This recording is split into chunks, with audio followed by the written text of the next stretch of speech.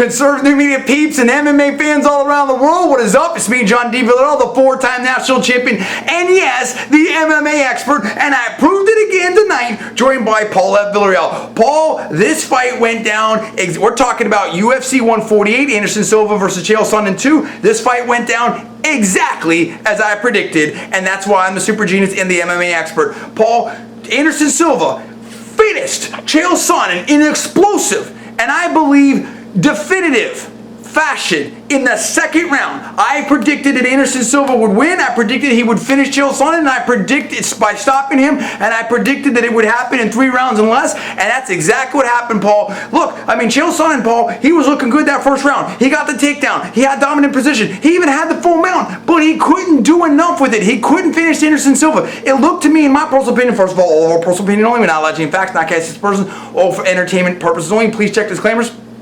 And listen, if you guys haven't seen my other videos, my prediction, my final prediction, the weigh-in stuff, all that type of stuff, you can go back, scope those out, and you can see that JDV, the MMA expert, was right again. Now, the thing is for me, Chael Sonnen, Paul, it looked like he was trying to do that side choke like what he did with Brian Stan. But Anderson Silva did a great job of just locking up the leg, locking up the head, doing different things. I mean, you know, Anderson Silva made sure that he didn't take too much damage, got out of that first round, and that second round got explosive. Chael Sonnen was going for that takedown. They were up against the cage. But Anderson Silva, in my personal opinion, was so determined not to be taken down and just, you know, did what he needed to do to stay on the feet. And then when they broke, Paul, there was a little bit of exchange, and I gotta see it again, but it looked to me like, you know, there was a bit of an exchange there, and I may be wrong, but I think I remember perhaps that there was some exchange where they both were trying to throw strikes, and I think that Anderson Silva may have hit Chael Sonnen and stung him a little bit. Now, I could be wrong about that, but I do know this, in my personal opinion,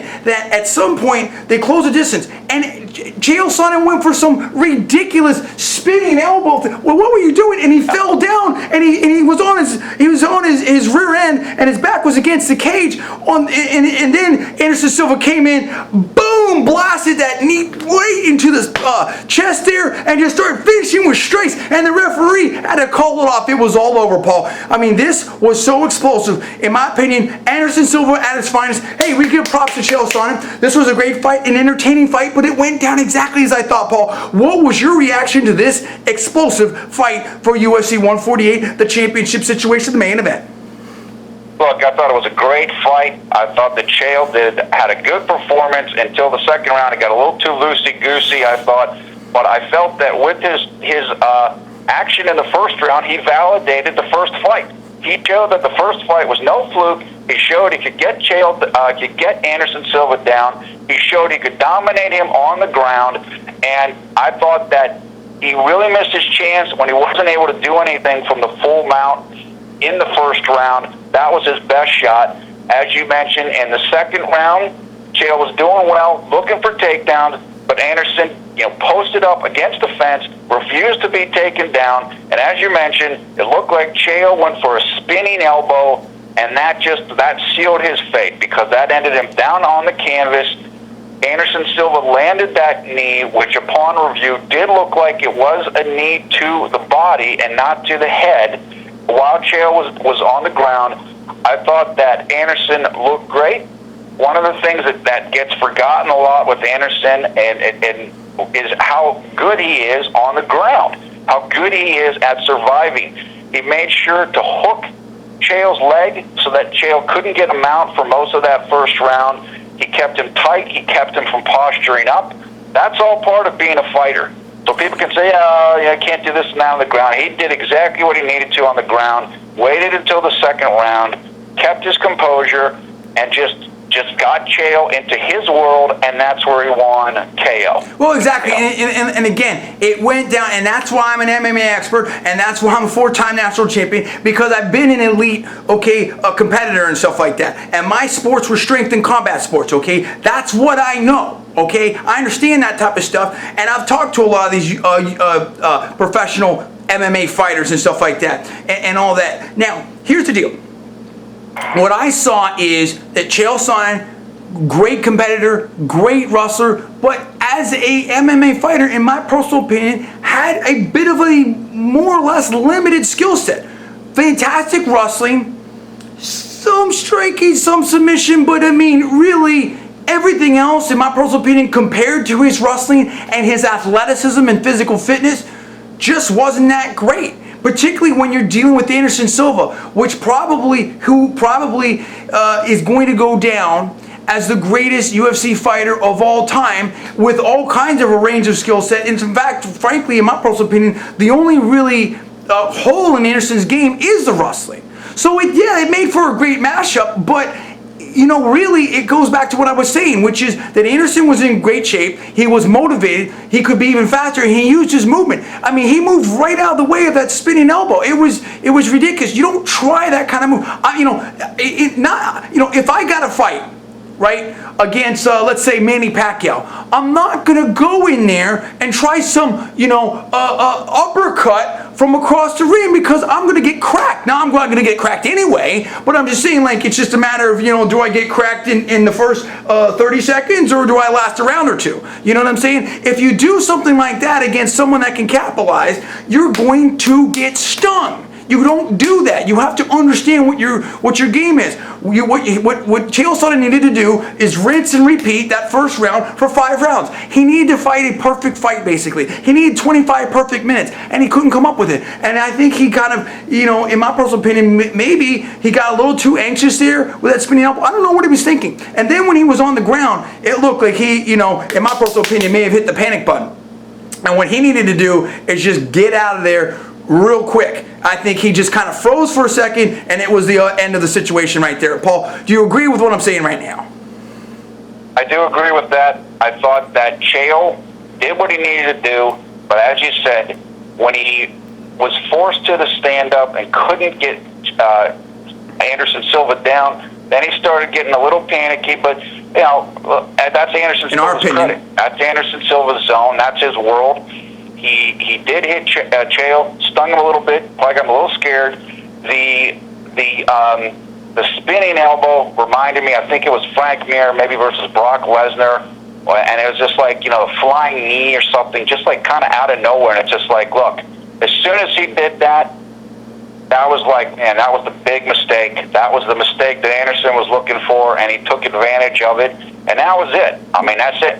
Well, and it reminded me, quite frankly, of Cain Velasquez, who's another great wrestler, against Junior Dos Santos. You're a wrestler. That's your bread and butter. Okay, you can do some strike stuff, and I'm no disrespect to Cain Velasquez, but why would you sit there and trade with probably one of the best strikers in the heavyweight division right now, maybe outside Alistair Overeem, and there's some people that may dispute that, although I wouldn't. I think Alistair is a better striker overall. Why would you sit there and trade with Junior Dos Santos when your real bread and butter is the wrestling? And we saw what happened.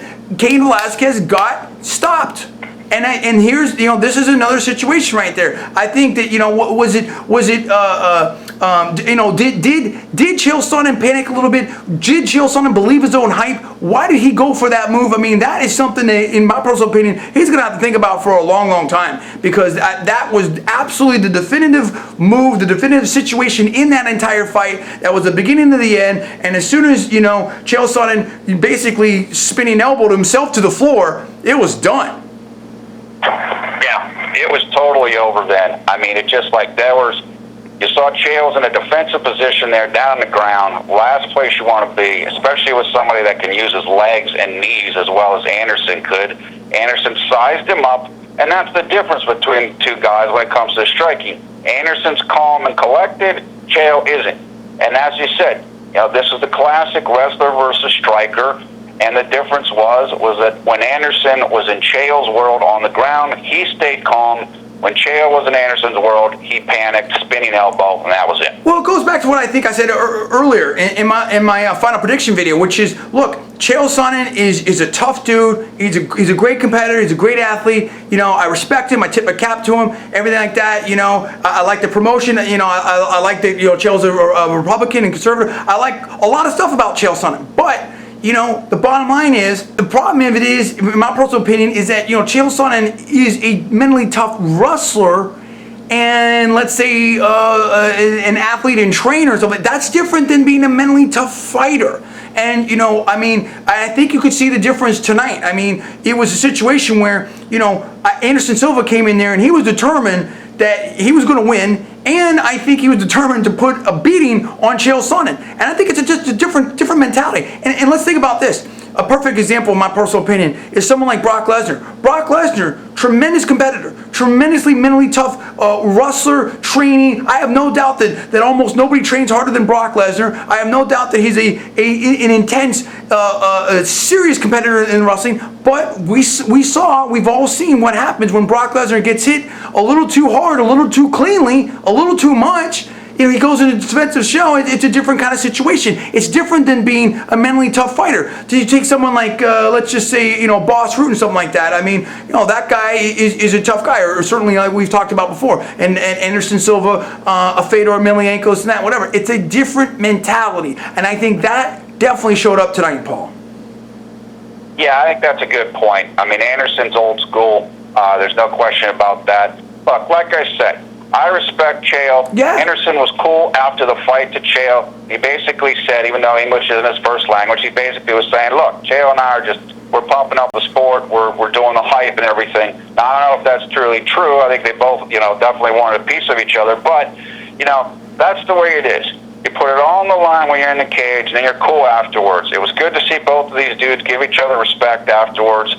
I think Chael fought Anderson as well as anybody probably right now could fight him, in the sense that, you know, he does have the skill set to give Anderson trouble. And let's be clear, Anderson has lost in 16 fights. So, I mean, he's won 16 straight, and really one of the only people to give him any trouble at all was Chael. So respect to Chael. We saw what Chael can do. Yeah, he didn't look that great against Bisping, but he looked very good against Brian Stan. I mean, Chael, respect him, respect the sport, and as you said, you know, respect the mentality and focus of somebody like Anderson Silva. And Anderson showed the mentality of a champion, and he got it done, and I love that.